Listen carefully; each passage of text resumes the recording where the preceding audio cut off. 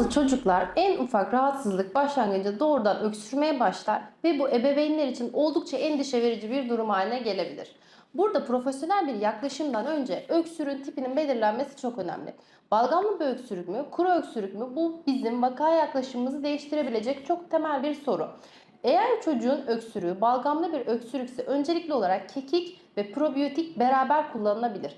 Kekik, özellikle Thymus tipi kekik, kuru ya da balgamlı öksürük için faydalı bir içeriktir. Ancak bu noktada kekik içeren ürünlerin mutlaka standart bir eczane ürünü olmasını ben annelere canı gönülden tavsiye ediyorum. Çünkü piyasada çok fazla kekik preparatı var ve bu kekik preparatlarının pek çoğu standart değil. O nedenle eczane ürününe güvenin diyerek söze başlamak istiyorum.